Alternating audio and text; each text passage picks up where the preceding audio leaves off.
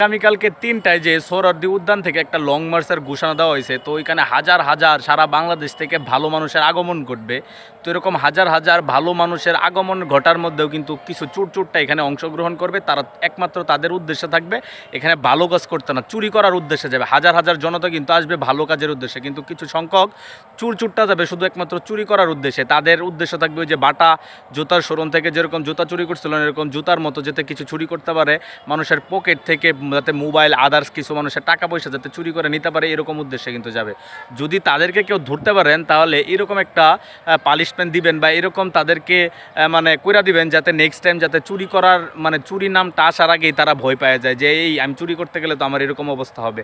তো চোরদেরকে একটা মুখ্যম একটা ব্যবস্থা করে দিবেন যাতে জীবনে ওরা কোনো চুরি না করতে পারে বা এরকম চুরির কাছাকাছি না আসে। কারণ তারা এত হাজার হাজার ভালো মানুষের ভিড়ে তারা যদি চুরি করতে যায় তাহলে তারা কেন আসলো? তারা তো আসার দরকার ছিল না, চুরি তো অন্য জায়গায় তো করা যেত, এত ভালো একটা জায়গায় কেন তারা চুরি করতে আসলো? এই জন্য চোরদেরকে বুঝাই দেবেন যে চুরি সব জায়গায় চলে না কিন্তু।